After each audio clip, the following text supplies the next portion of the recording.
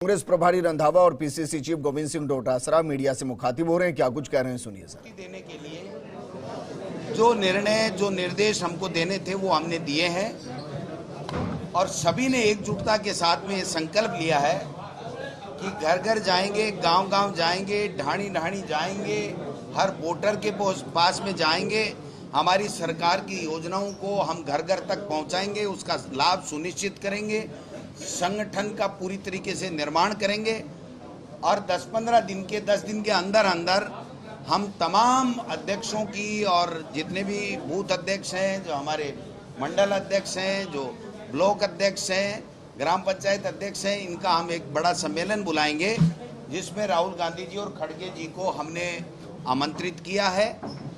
मैं समझता हूं कि हमने आज सारे के सारे ब्लॉक अध्यक्ष जो आए थे उनको सबको कार्ड वितरित कर दिए हैं और परसों हम प्रदेश की नई जो कार्यकारिणी है उसकी हम लोग मीटिंग करेंगे। जिला अध्यक्ष जितने भी हैं नए बने हैं या जो 13 पहले से बने हुए हैं वो भी कंटिन्यू करेंगे, तो उनके साथ में हम इसी तरीके से पूरे दिन तक चर्चा करेंगे। उसके बाद में हम शीघ्र ही मंडल अध्यक्षों के साथ में चर्चा करेंगे और हम लोग प्रत्येक जिले में और प्रत्येक विधानसभा क्षेत्र में और ब्लॉक में तत्काल मीटिंग बुला रहे हैं। मीटिंग बुला करके सब लोग एकत्रित होंगे और एक रोड मैप के साथ में कार्य योजना बना करके बूथ बूथ घर घर तक जा करके हमारी योजनाएं और हमारी विचारधारा, राहुल जी का और खड़गे साहब का संदेश लेकर के हम लोग जा रहे हैं। तो हम काफ़ी मजबूती के साथ में हैं। हमारे पास में बताने के लिए बहुत कुछ है। हमने बहुत काम किए। राजस्थान की सरकार ने, अशोक गहलोत जी ने एक से बढ़ कर के एक फ्लैगशिप योजनाएं दी हैं। लोगों में पूरी तरीके से बहुत ही उत्साह है कांग्रेस के प्रति, कोई एंटीकमेंसी नहीं है और भाजपा लड़खड़ा रही है, अपने पैरों पे खड़ी नहीं हो पा रही है। आपस में जो द्वंद्व है उनका, वो उनको खुद को ख़त्म कर देगा आने वाले समय में। वो कोई किसी तरीके की बात हमारी सरकार के खिलाफ कर नहीं पा रहे हैं। देश के प्रधानमंत्री जी आकर के जिस तरीके की बौखलाहट की भाषा वो बोल रहे हैं सरकारों के खिलाफ, वो प्रधानमंत्री जी के व्यक्तित्व का स्तर नहीं हो सकता है। तो इससे ये स्पष्ट साबित हो रहा है कि प्रधानमंत्री जी स्वयं मान चुके हैं कि अब न तो मोदी का चेहरा चल रहा है, न भाजपा की जो नीतियां हैं उसको लोग समझ चुके हैं कि भाजपा की नीति फूट डालो राज करो की है, झूठ बोलो और एक झूठ को 1000 बार बोलो जिससे लोग सच मान करके उनके साथ हो जाएं। तो अब लोग समझ चुके हैं।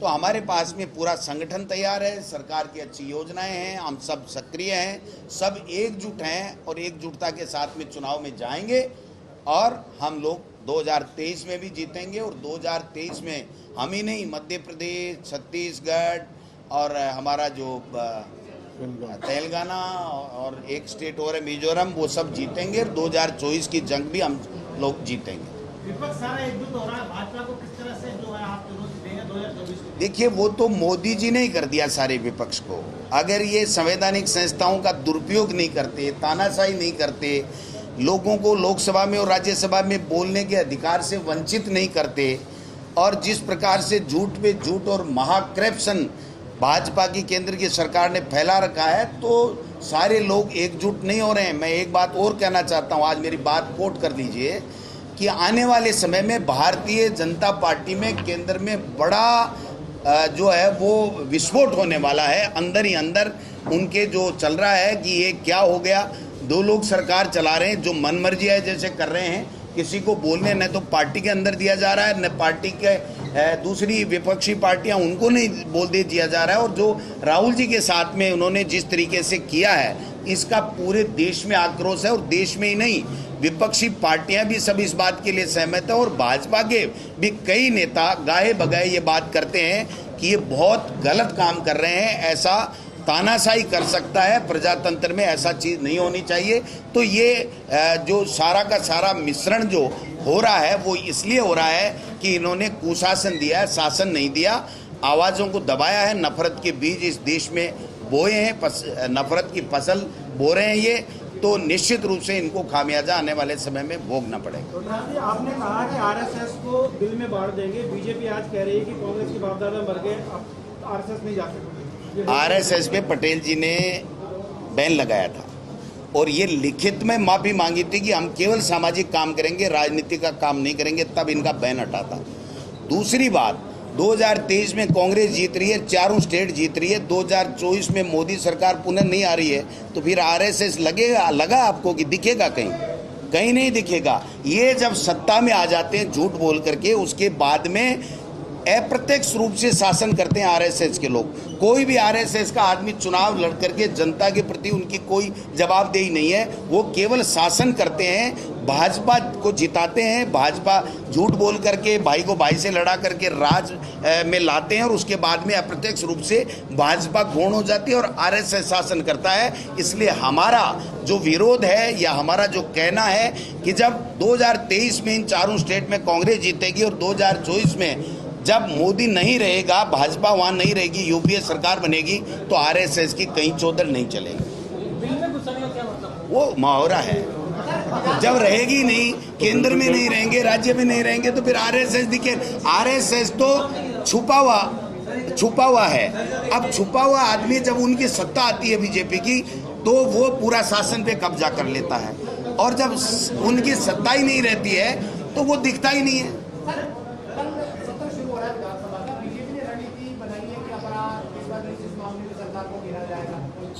इनके पास कुछ है ही नहीं कहने को। इस 10 गारंटी जो दी और 2 महीने जो अभियान चले सरकार के, जनता को राहत देने वाले, एक बीजेपी का नेता वहाँ नहीं जा पाया, और जहाँ राहत महंगाई राहत कैंप था उससे नीची गर्दन करके और निकल गया कि अगर मैं चला गया, लोगों ने कह दिया बहुत ज़ोरदार काम हो रहा है, तो मैं किस मुंह से वापस उस कैंप से निकलूँगा। आप देखिए, जनता की राहत के लिए बीजेपी को वोट देने वाले भी लोग रजिस्ट्रेशन करा के वहाँ पर पेंशन ले रहे थे, बिजली का बिल माफ़ करा रहे थे, बीमा करा रहे थे, गैस सिलेंडर की बात कर रहे थे, तो फिर बीजेपी के लोग नेता घूम कहाँ रहे थे, ये पूछना चाहता हूँ। पर कोई कार्रवाई नहीं हो रही है, उनका पद जो अभी भी शो कर रहा है वेबसाइट पर। इससे बड़ी शर्म की बात कोई हो नहीं सकती। देश के ऊपर कलंक है कि ऐसे व्यक्ति को आज की तारीख में, कल मैंने एक मीडिया बहन हमारी थी, मैं नाम नहीं जानता, उसने पूछा, तो उसने जिस तरीके से धमकाया उस बेटी को, वो अपनी माँ बहन बेटियों को भी क्या इस तरीके से धमकाते हैं क्या? इस प्रजातंत्र में उनको, बीजेपी को शर्म से डूब के मर जाना चाहिए कि इस तरीके का भाजपा का सांसद जिस पे इतने संगीन आरोप हों और उसके बाद में मीडिया की एक हमारी बेटी या बहन के साथ में इस तरीके से बदसलूकी करता है, उसके बावजूद भी वो संज्ञान नहीं लेते हैं। तभी तो हम कह रहे हैं तानाशाही का राज है, प्रजातंत्र का राज रहा ही नहीं, तभी तो हमको कहना पड़ रहा है। कोई शौक थोड़ी आ रहा है, झूठ नहीं बोलते हम लोग, हम गांधी के अनुयायी हैं, सत्य बोलते हैं। प्रधानमंत्री फिर फ्रांस के दौरे पे चले, वो तो भाई आखिरी महीने 2 महीने 4 महीने जाएंगे। देखिए, आज हमारा जो वर्कशॉप लगी है ब्लॉक प्रेसिडेंट्स की, और बहुत देर से ब्लॉक नहीं बने थे, आज सभी ब्लॉक प्रेसिडेंट्स को हमने ब्लॉक कर और उनके विचार भी सुने, और जो आगे हमने अपनी रणनीति बनानी थी वो हमने तैयार की है, और उनको कहा कि जाकर इलेक्शन जो है उसका स्टार्ट करिए और गांव-गांव जाकर, और जो हमारे प्रोग्राम है पार्टी के, उनको लोगों तक लेकर जाओ।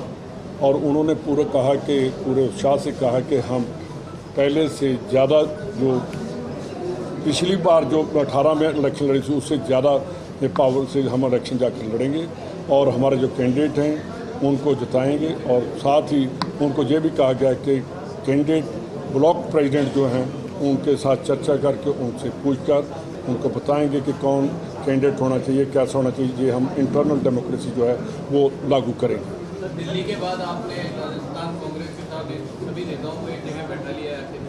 नहीं, देखिए, कांग्रेस का एक बात मैं आपको बताना चाहता हूँ कि जो कांग्रेसी है आपस में हमारे मन मुटाव हो सकते हैं, पर जब लड़ाई की बात आती है, कांग्रेस की बात आती है, तो हम अपने जो मन मुटाव उनको ख़त्म करके हमारा एक ही निशाना रहता है कि हम अपनी पार्टी को, हमारे नेता जिनकी आवाज़ बंद की गई है, जो उनको डराया धमकाया जा रहा है लोगों को, जो हमारे लीडर ने कहा है कि डरो मत, वो राजनीति हम करेंगे कि डरना नहीं है।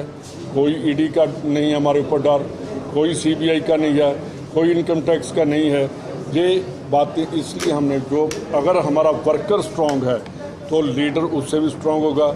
जिसका डीएनए कांग्रेस का है वो लड़ाई तो लड़ सकता है। हम बीजेपी जैसे नहीं हैं कि हम इंटरनल पॉलिटिक्स, जो इंटरनल डेमोक्रेसी है हमारे, वहाँ बोल भी सकते हैं, मेरे अगेंस्ट भी बोल सकते हैं, किसी और के। आप बीजेपी में बोलकर दिखाइए, कोई लीडर के अगेंस्ट बोलकर दिखाए में हमें, तो कल ही उसका बिस्तरा गोल कर देंगे। तो हमारी पार्टी जो है वो जो देशभक्तों की पार्टी है, या हमारी पार्टी वो पार्टी है जो फोटो आप अंदर देखेंगे, यहाँ देख लीजिए कि जिन्होंने बहुत बहुत आज़ादी के लिए काम किया, वो पार्टी है। हम देश को आगे लेकर जाने वाले हैं, हम देश को पीछे लेकर जाने वाले नहीं। ब्लॉक अध्यक्षों को मजबूत करने के लिए सरकार में भी आप लोगों ने बात रखी है। देखिए, मजबूत जो ब्लॉक अध्यक्ष होता है तो ब्लॉक अध्यक्ष से हम डरते हैं। अगर ब्लॉक अध्यक्ष मजबूत है तो उसको सरकार के पीछे घूमने की जरूरत नहीं, सरकार उसके पीछे घूमती है। दूसरी, हमने डिस्ट्रिक्ट प्रेसिडेंट बना दिए हैं, पूरी हमारी बॉडी बन गई है। अब हमारे जो दूसरे डिसिप्लिनरी कमेटी बनेगी, पॉलिटिकल अफेयर्स कमेटी बनेगी, कोऑर्डिनेशन बनेगी, हमारा मैनिफेस्टो कमेटी बनेगी और कैंपेन कमेटी बनेगी, जो हम बहुत जल्दी वो भी बनाने जा रहे हैं। विनेबिलिटी रहेगी, जो जिसका ठीक आएगा, रिकॉर्ड आएगा, आपको भी मिल सकती है। अगर आप अप्लाई करेंगे हम आपका भी नाम भेज। हमारा टोटल जो है वो सर्वे हो रहा है और जिसकी छवि ठीक है उसको ही टिकट दिया जाएगा। जल्दी टिकट वितरण का होगा क्या? मेरा ख्याल हम सितंबर में आदि कर देंगे। एक साथ करेंगे? नहीं, फेज वाइज होता है और यूथ भी देखना है, हमने कितने यूथ लेकर चलना है, किसको कैसे लेकर चलना है। और सबसे बड़ी बात है कि जाति समीकरण भी हमें देखना है। पर एक बात आपको कहना चाहता हूँ कि वो आखिरी दिन की वाली बात नहीं चलेगी, पहले ही टिकटें हो जाएगी सर। दो फैसले हुए हैं, दो फैसले, एक मिनट रुक जाइए, आप रुक जाइए। दो फैसले हुए हैं। एक तो माननीय मुख्यमंत्री जी ने घोषणा की है कि जितने भी हमारे जिलाध्यक्ष हैं वो जिलाध्यक्ष 20 सूत्री के उपाध्यक्ष जिलों में पूर्व की भांति होंगे। एक घोषणा तो सरकार की तरफ से की गई।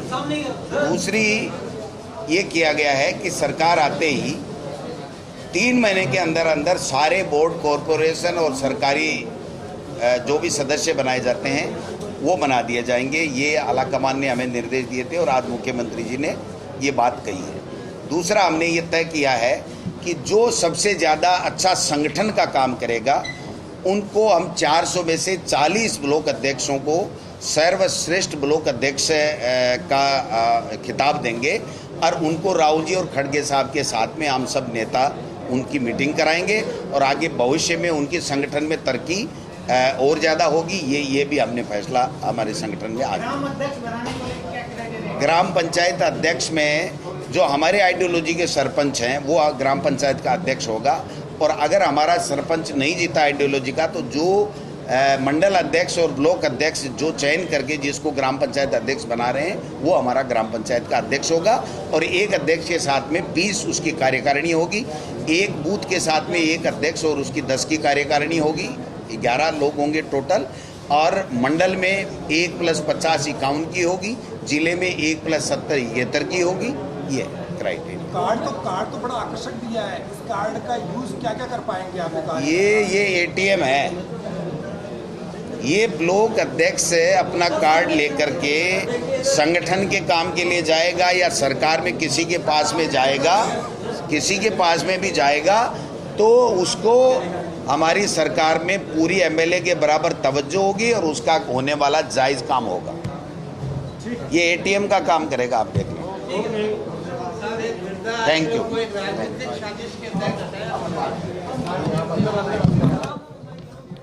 पीसीसी चीफ गोविंद सिंह डोटासरा और प्रभारी रंधावा को आप सुन रहे थे। उन्होंने बताया कि संगठन के अंदर किस तरीके से काम किया जा रहा है और उसके साथ साथ नियुक्तियां दी जा रही है।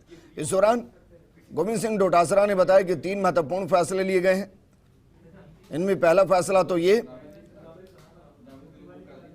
कि जो हमारे 400 ब्लॉक अध्यक्ष हैं उनमें से 40 को सर्वश्रेष्ठ चुना जाएगा और उसके बाद उन्हें राहुल गांधी से मिलवाया जाएगा। दूसरा, जो कार्ड दिया गया है उसके जरिए वो अपना काम करवा सकेंगे। और तीसरा ये कि जल्द ही एक्सरसाइज को पूरा किया जाएगा और सितंबर तक घोषणा भी नेताओं की कर दी जाएगी।